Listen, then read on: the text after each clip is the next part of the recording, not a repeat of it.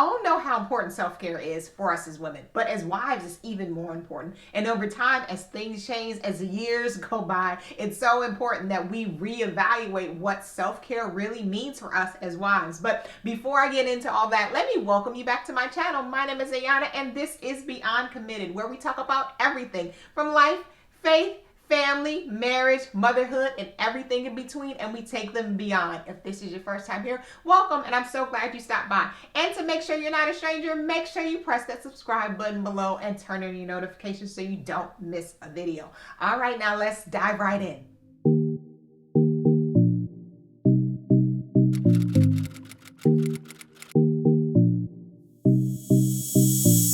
I used to think that all I needed to do was go get my hair done, go get my nails done, go to the spa every once in a while, and I was practicing excellent self-care for me as a wife. Now, although I do love those things, with the pandemic and quarantine, I haven't been able to do them as I would want to. So I had to take a pause and realize, okay, since I can't do that, what does self-care really look like? And it also caused me to take a look to see, okay, self-care really does look different in different seasons, and it doesn't look the same for everyone. And it was so important that we as wives take care of ourselves in a way that is going to feed us and care for us in whatever season that we are. And I discovered 5 important lessons about self-care that we all can take with us from quarantine to help us take better care of ourselves going forward. First lesson is that the gym is not the only place you can exercise.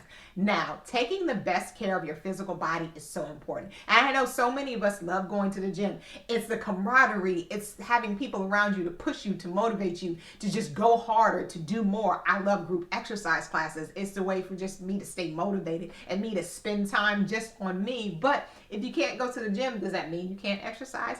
No, there are so many different options for us. I mean, virtually, YouTube has so many great channels of people who just can motivate you and get you moving in new ways, give you new exercise routines. I mean, you can buy yourself a couple of pairs of dumbbells, a kettlebell or two, some exercise bands, and you can get to work. I know for me, I had to really build that into my schedule because I had my gym time, but now that I can't go to the gym, I need to invest that time in still taking care of me.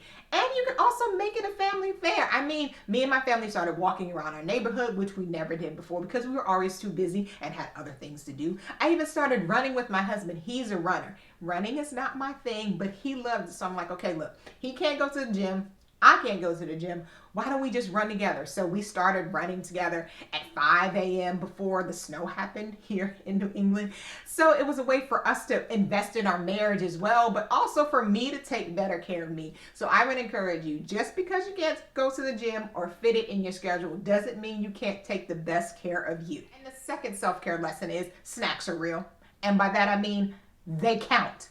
The little things you pick up throughout the day. I'll just have, 2 of those or 5 of those or a little cup of those. I mean, when you start adding them up, it's a lot. And I know for me, being on the go all the time, I didn't snack as much because it just wasn't available. So I was more intentional about my snacks then. I would pack some things in my bag when I knew I was going to be out, all day or different things like that. I was just more intentional about what I was feeding myself because I knew I needed the energy to do all the things. But since we're at home, I'm like, everything's available. And then with kids, they're like endless snackers. I mean, they're picking and they're grazing, and it's like, are you really still going to eat lunch and dinner? And they do.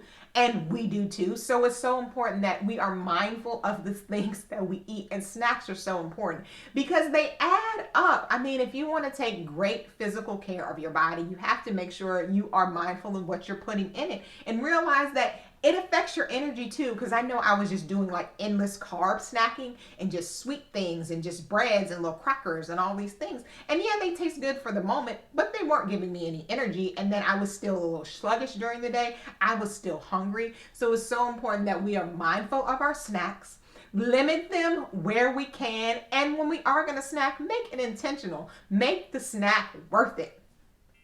And the third lesson is that maintaining a bed routine is so important, not just for you, but for your family as well.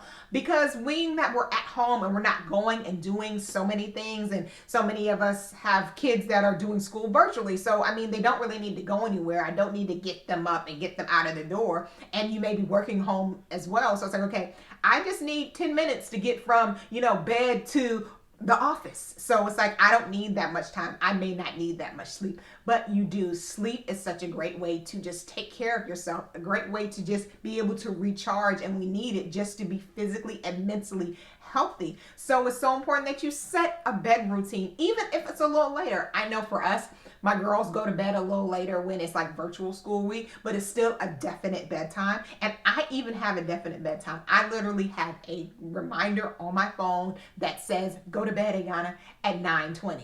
And I set it like that because no, I'm not going to bed at 9:20, and I'm not really intentionally getting in the bed at that time. But it's my reminder that, okay, whatever I'm doing, I need to wind it down, wrap it up, whether that's work, reading a book, or watching one of my favorite shows. That gives me the reminder, okay, I need to start getting ready so I am getting in the bed by 10 o'clock. So I would encourage you that even in the summertime, when we're no longer worried about virtual school and all of that, and all the different kids' activities are kind of just gone all by the wayside because it's summer and we have a little bit of freedom, set a bedtime then. Yes, it can be later, but it's so important that you are getting your rest so you are mentally and physically well taken care of and at your best.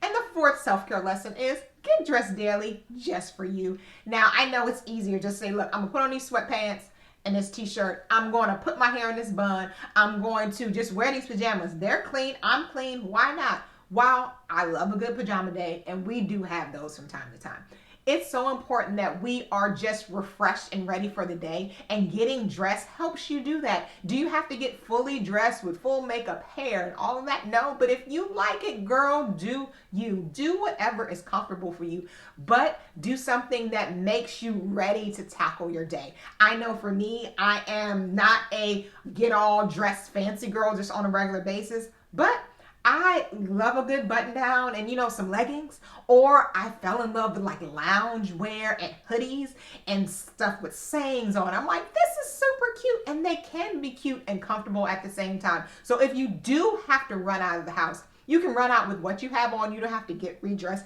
but it makes you just prepared for the day. Even if it's something as cute and casual as like a loungewear set or a hoodie, whatever it is, making sure that you're intentional about just getting ready for your day and getting dressed just for you is a great way for you to practice self-care, not just through quarantine, but every day. The fifth self-care lesson is making time to read. Now, I love to read, and you will find many videos on my channel about the different books I like, from marriage to devotionals to self-care to all of the things. And it's so important that we are taking time to be intentional about just pouring into ourselves, taking time to be intentional about having quiet moments, having those times where, okay, we're just taking care of us, focused on us, even if it's for 10 minutes, 15 minutes a day. It doesn't have to be for a long time. Just taking the pause. And there's so many great books out there for you to just kind of grow, learn. Also for you to escape. As much as I love self-help books and motivational books and books that help me to learn more things about business, and books that help me learn to grow as a mom, books that help me learn to grow as a wife, I also love a good romance novel. I mean, I love love. So you give me two people, I don't care whether it's historical, suspense, cowboy, billionaire, I love them all, and I will read them all. And I find new authors that I like, and some like, oh, I won't read that again. But it's not like, ooh, I want to see what happens to all the people in this family. Whatever it is, taking time to just devote to some quiet time for yourself and reading a book to help you grow and to learn, or just to help you relax, is so important. And it's a great self-care lesson that you don't just need during quarantine, but you need to just take it through life.